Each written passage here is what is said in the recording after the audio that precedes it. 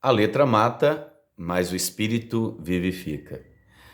O apóstolo Paulo, escrevendo a 2 Coríntios, no capítulo 3, no verso 6, na parte B, que foi essa parte que eu acabei de citar, ele coloca uma preposição onde que parece que ele afirma que a letra mata e o espírito vivifica. Então, a primeira impressão que você tem a respeito disso, fazendo uma leitura simples, é de alguma forma as escrituras matam, mas o espírito vivifica. Bom, eu acho que essa é uma questão teológica que já foi discutida várias e várias vezes.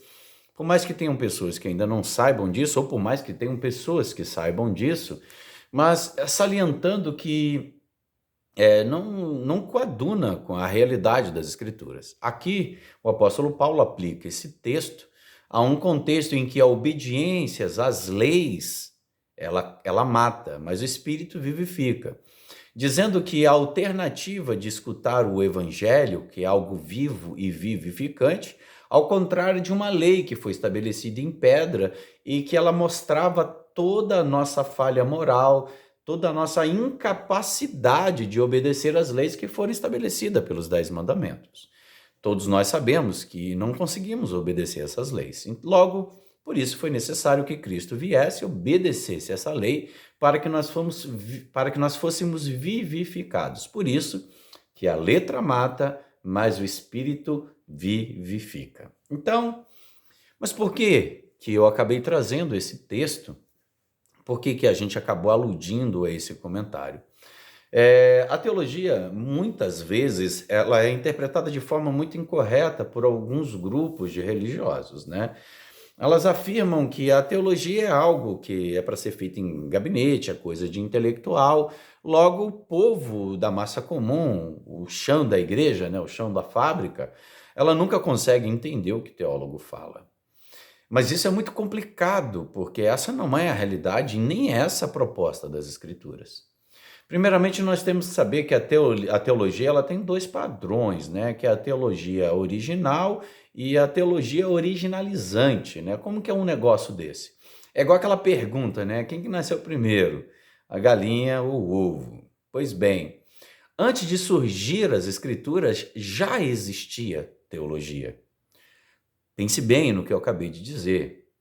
Já existia teologia antes de existir as escrituras. Por quê? Porque as escrituras, ela já é um labor teológico. Em outras palavras, ela já é o pensamento teológico. Porque assim, teólogos, todos nós somos teólogos. A única questão é, somos bons teólogos ou mal teólogos? Se nós lembrarmos da passagem em Gênesis, por exemplo, nós temos lá Caim e Abel, independente se você acredita ou não que essas figuras eram mitológicas, né? Mitológica acho que não é uma forma correta, porque mito é narrativa, né? Então isso não depende se é verdade ou não. Mas considerando que eles são indivíduos históricos ou não, nós percebemos dois aspectos da teologia ali. Antes mesmo de se atribuir o culto, a formalidade do culto, você vê dois indivíduos cultuando de forma totalmente diferente. Caim, ele junta lá das suas verduras do jeito que está e ele oferece a Deus. Abel, por sua vez, ele oferece algo que é de extrema importância, que é da primícia, aquilo que vem primeiro. E nós percebemos que dessa forma de adoração, há dois resultados ali, muito claro, que o próprio Deus responde a respeito disso. Ele aceita uma e não aceita a outra. Então você vê um labor teológico ruim e um labor teológico bom. Quem ensinou esse trabalho teológico para Caim ou para Abel? Sendo que as escrituras são posteriores a essas atitudes.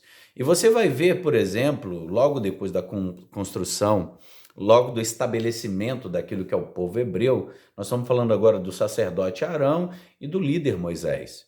Você percebe ali, assim que Moisés foi para o Monte Sinai e se ausentou por algum tempo, aproximadamente 40 dias, quando ele desceu estava lá Arão, aquele que foi estabelecido para ser um grande sacerdote, e ele tinha feito uma imagem e tinha dito para todas as pessoas que estavam ali, esse aí é Deus Javé.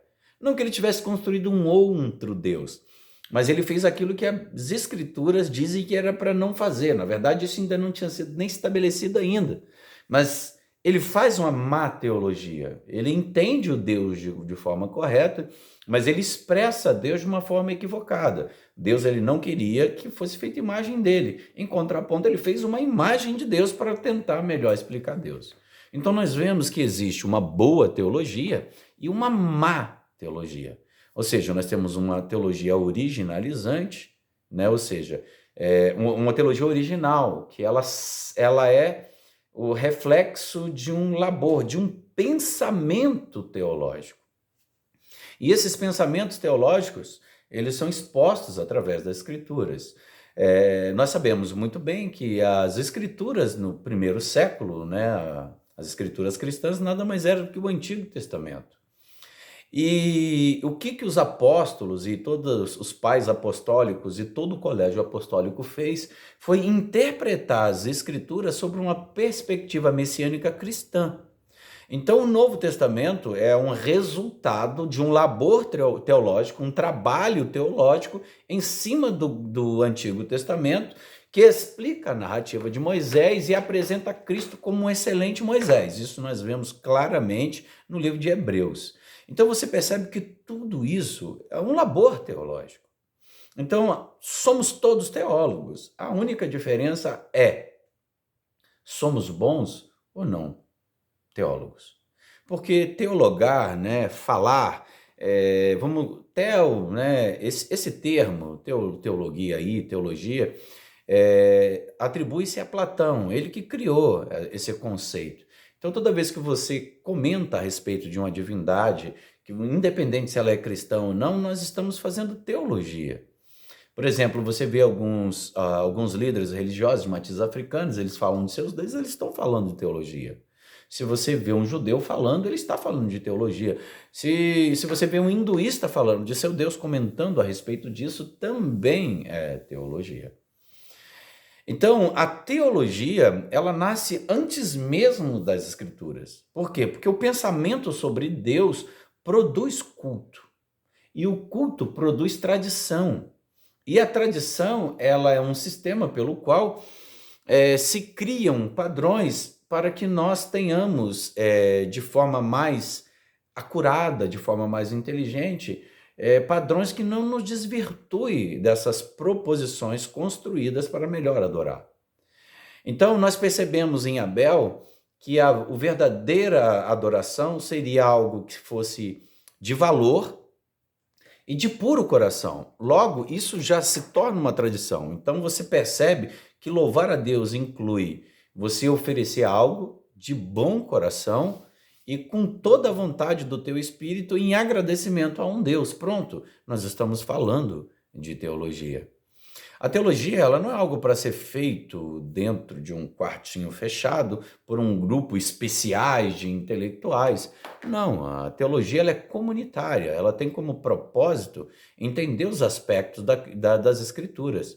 E as Escrituras, a leitura, a interpretação, ela exigem ferramentas que são extra-bíblicas. Você percebe que as Escrituras ela foi feita numa língua específica, num tempo específico, então você precisa de ferramentas para trabalhar. Você precisa da história em volta disso para você ter uma correta interpretação do seu contexto, colocando cada personagem bíblico no seu aspecto cultural e no seu aspecto linguístico, tentando entender ele no seu próprio ambiente.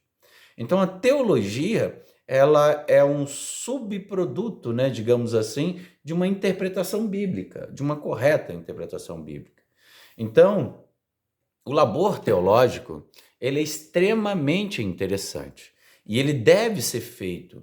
Ah, não, mas fulano é só pastor ou fulano é só teólogo, né? Ele tem um dom, uns têm um dom de mestre, outro tem um dom de pastor. Bom, acho que deve estar havendo alguma confusão aí, porque o conectivo pastor e mestre, ele está querendo dizer que ambos eles têm o mesmo propósito e servem a mesma pessoa. Então, pastor e mestre, não tem como você desassociar essas duas coisas. É necessário que você seja pastor e, ao mesmo tempo, você seja mestre. Ou seja, essa expressão ela é indissociável, ela deve estar junta. Então, para que nós possamos melhor entender tudo isso, é que, indiferente daquilo que pensamos, teologia é pensar sobre Deus. E ela surgiu antes mesmo da própria Escritura.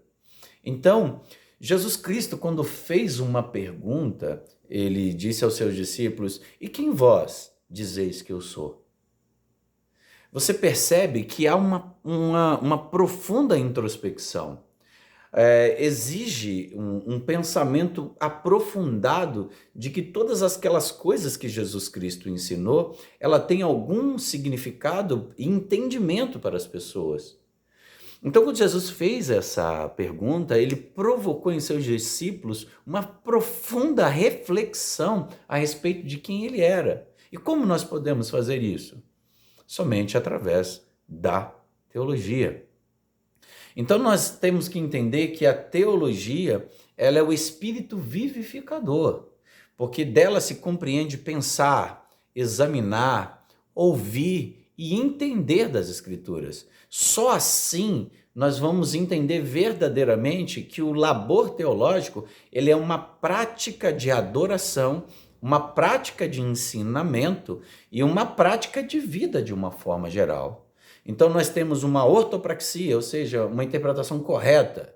Nós temos uma ortopodia, significa um caminho correto. E nós temos uma ortopraxia, né, uma prática de vida. Então todos esses componentes, eles devem estar juntos. Porque isso é uma profunda reflexão do que o cristianismo é. Se nós olharmos o cristianismo hoje nas redes sociais, você percebe a profunda necessidade de voltarmos a estudar as Escrituras como verdadeiros teólogos. Não aqueles de gabinete, mas aquele que ensina as Escrituras de forma propositiva, expositiva e objetiva, tentando alcançar todo o campo do entendimento para que as pessoas entendam quem é Cristo, o que é as Escrituras e o que isso reflete em nossas vidas. Eu sou o Cleito Oliveira, do canal Theo Pitaco. Como sempre, eu vim dar um pitaco a respeito desse assunto. Compartilha, curta e faça com que esse canal tenha relevância e que nós possamos aprender junto as corretas interpretações do que é teologia.